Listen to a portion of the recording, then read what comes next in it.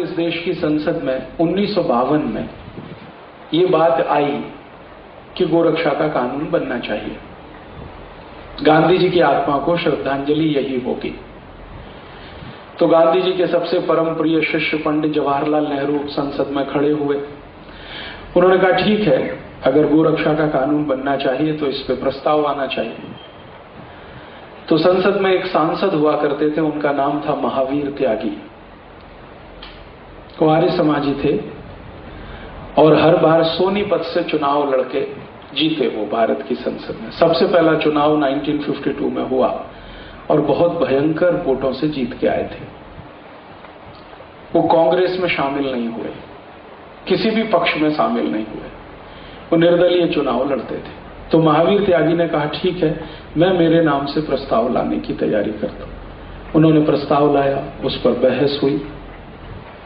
बहस के बाद यह तय किया गया कि वोट किया जाए इस पर। तो जब वोट करने का दिन आया तो नेहरू जी ने एक बयान दिया जो लोकसभा के रिकॉर्ड पर है। आप चाहें तो रिकॉर्ड में पढ़ सकते हैं। नेहरू जी ने कहा कि अगर आज ये प्रस्ताव पारित हुआ तो मैं शाम को इस्तीफा दे दूंगा। अगर ये प्रस्ताव पारित हुआ तो मैं शाम को इस्तीफा दे दूंगा। मतलब गोरक्षा अगर हो गई इस देश में तो मैं प्रधानमंत्री नहीं रहूंगा। परिणाम क्या हुआ? परिणाम ये हुआ कि जो कांग्रेसी नेता गोरक्षा के समर्थन में संसद में भाषण करे और गोरक्षा के समर्थन में वोट डालने को तैयार हुए, नेहरू जी का ये वाक्य सुनते ही सब पलट गए। क्योंकि उस जमाने में क्या होता था, नेहरू जी अगर छोड़ दें पद तो फिर क्या होगा? सरदार पटेल की तब तक स्वर्गवास हो चुका था 1950 में। तो नेहरू जी अकेले नेता रह गए थे कांग्रेस में। कांग्रेसियों को ऐसा लगता था Nehru is India, India is Nehru. Bharat है तो नेहरू है, नेहरू है तो भारत है। और ये नारे बहुत बार लगाए गए इस देश में। कई बार ये भी कहा गया India is Indira, Indira is India. शायद इनकी स्वभाव ऐसी है कांग्रेसियों की। तो इन्होंने कहा कि नेहरू जी ने इस्तीफा दिया तो हम तो फिर गए। तो इतना हंगामा किया संसद में कि वोट ही नहीं हुआ और अगले दिन महावीर त्यागी को मजबूर कर दिया और वो प्रस्ताव वापस लेना पड़ा। महावीर त्यागी ने प्रस्ताव वापस लेते समय भाषण किया और वो बहुत ही जोरदार भाषण है, वो भी लोकसभा के रिकॉर्ड्स में है। उसमें उन्होंने कहा कि मिस्टर नेहरू, पंडित नेहरू, मैं आपको याद दिलाता हूं कि आप महात्मा गांधी के परम प्रिय शिष्य हैं। गांधी जी ने वायदा किया था कि आजादी मिलने के बाद पहली सरकार बनेगी तो सबसे पहला कानून गोरक्षा का बनेगा। अब आप ही उससे हट रहे हैं तो हम कैसे माने कि आप गांधी जी के शिष्य हैं? इससे भी आगे कहा कि नेहरू जी, मैं आपको आपके पुराने भाषणों की याद दिलाता हूं जो आपने अलग अलग समय पर अलग अलग जगह दिए हैं और हर जगह आपने एक ही बात कही है कि मुझे किसी कत्ल खाने के सामने से गुजरना पड़े तो घिन आती है और अंदर से आत्मा द्रोह करती है।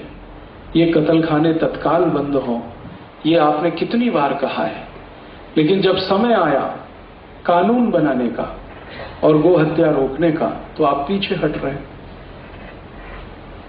नेहरू जी ने उनके इन सब बातों का कोई उत्तर नहीं दिया। उसके बाद क्या हुआ? बात आई गई हो गई, प्रस्ताव पारित नहीं हुआ।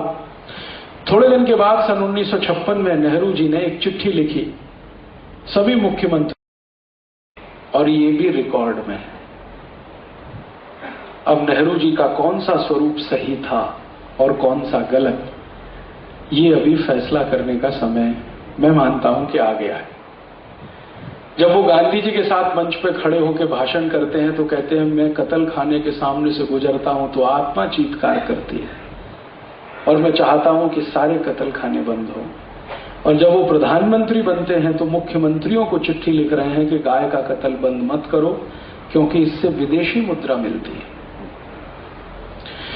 उस पत्र का सबसे अंतिम वाक्य बहुत खतरनाक है।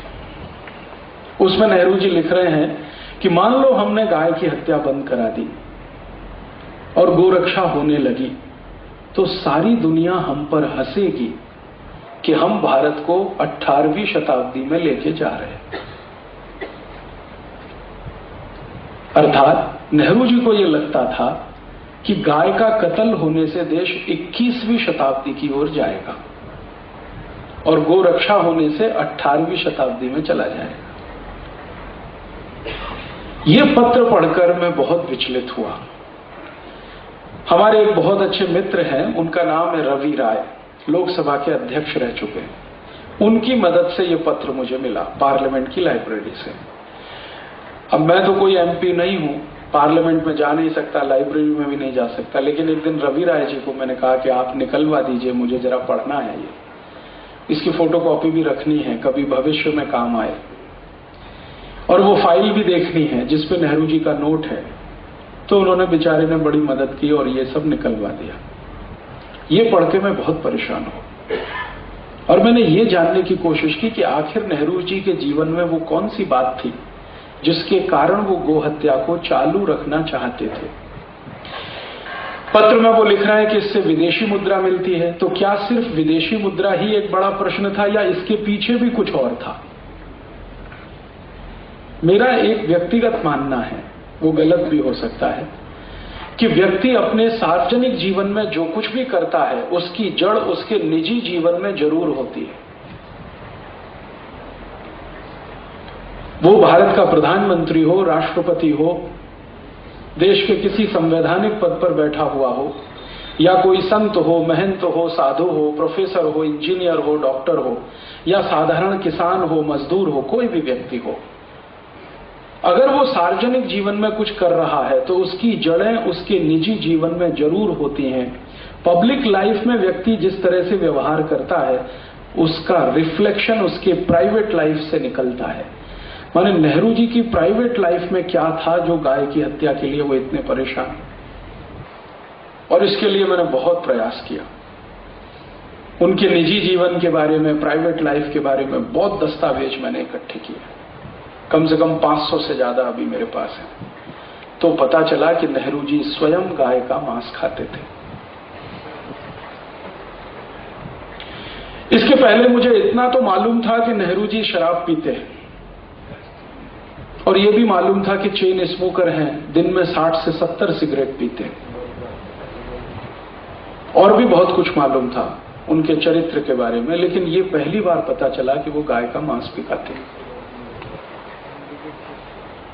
और उनके गाय के मांस के भोजन को बनाकर तैयार करके लंच के रूप में भिजवाने का काम दिल्ली का वो होटल करता रहा जहां अभी थोड़े दिन पहले जॉर्ज बुश रुका। और नेहरू जी का एक लंच का खर्चा उस जमाने में 13,000 रुपए होता था, जिस पर भारत के एक समाजवादी नेता ने बड़ी कड़क टिप्पणी की थी, राम मनोहर लोहिया। उन्होंने संसद में एक दिन बहुत जोरदार भाषण दिया था कि नेहरू, तुम्हारा एक समय का भोजन का खर्च 13,000 रुपए है, और भारत के 14 करोड़ लोगों को 2 समय खाने को रोटी नहीं, तुमको शर्म नहीं आती?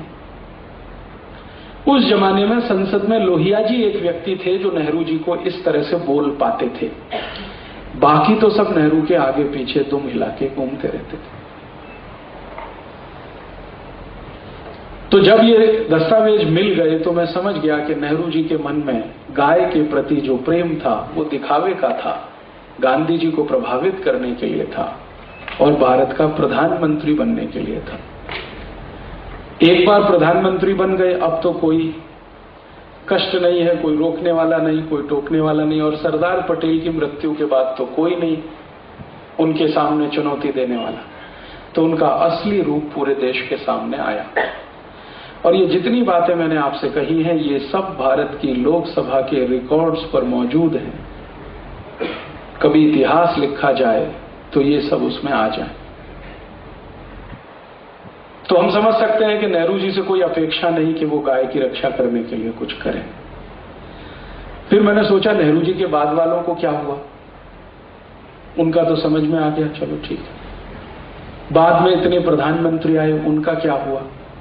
उन्होंने क्यों नहीं कानून बनाया गोरक्षा का? क्योंकि गोरक्षा का कानून बनाने की बात 1947 से चल रही है, जिस दिन आजादी मिली उस दिन से चल रही है, और अब सन 2006 आ चुका है, लगभग 60 वर्ष पूरे होने जा रहे हैं।